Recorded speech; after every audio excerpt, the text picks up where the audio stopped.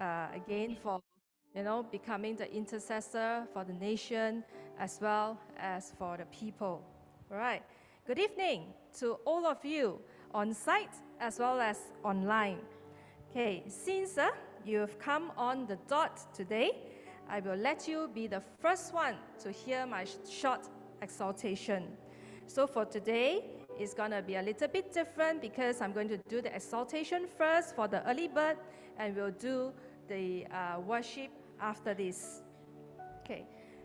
In the last P&P that I facilitate, I shared from Isaiah chapter 55. I talked about the great invitation. If you can remember, my theme was come, buy, and eat, even though you do not have money. Tonight, let me continue from verse 3 until verse 7. Let's read together.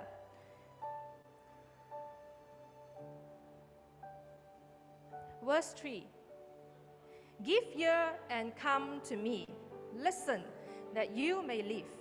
I will make an everlasting covenant with you. My faithful love promised to David. See, I have made him a witness to the peoples, a ruler and a commander of the peoples. Surely you will summon nations you know not, and nations you do not know will come running to you because of the Lord your God, the Holy One of Israel, for he has endowed you with splendor. Seek the Lord while he may be found. Seek the Lord while he may be found. Call on him while he is near. Let the wicked forsake their ways, and the unrighteous their thoughts. Let them turn to the Lord, and he will have mercy on them, and to our God he will freely pardon. Sometimes I find it really hard to comprehend and digest a really big chunk of scriptures like this. And this is not the full chapter yet. It is just until verse 7.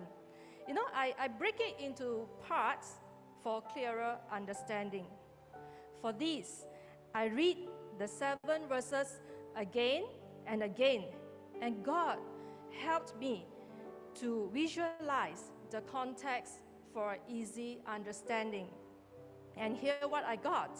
I hope that my illustration will help you on your understanding as well.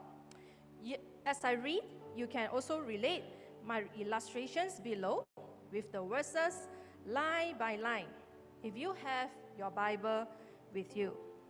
Here you go. I visualize that God sent me an invitation to his banquet, which I already covered in my last P&P, the Great Invitation. Before I could even decide to reply yes to the invitation, God shouts out to attract my attention again by saying, listen, listen, listen to me.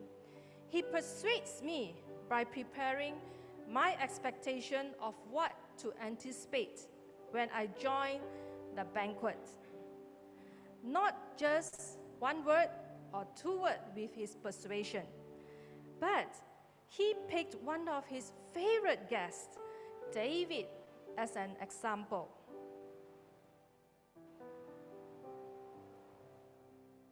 And who is David that is written in this chapter? Who is David? David is a fugitive. He is an adulterer. He is a murderer. But he is also a king. Wow. But despite all he does, God labeled David as a man after God's own heart. God says, when you come to this table, you will enter an everlasting covenant with God, just like David. Wow, that really attracts me because it was from the lineage of David comes Jesus. And for all we know, who is David? He is fugitive, adulterer, murderer. Some of us, feel that we are not worthy. But when God chooses you, you are worthy. When He says that you are, you are. What a great deal. My friend, look at this photo. A big banquet hall arranged nicely for a grand meal.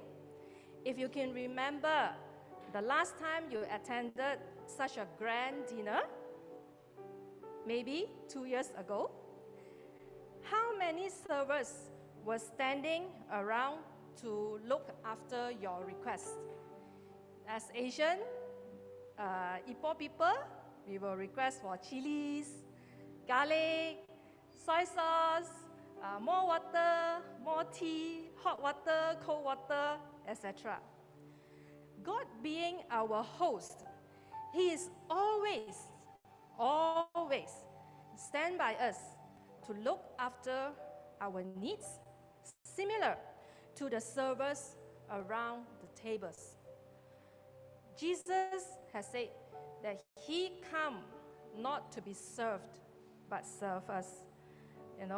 All we need to do to respond to Him, we just need to raise our hands, get the attention, seek and call upon Him, and He will look past our shortcomings and accept and even help us to go through our tough times. Friends, that's my sharing for today. God always stand by me. God always stand by you. With this assurance lingering in your heart, now come, let us arise as Johannes lead us in worship. Thank you.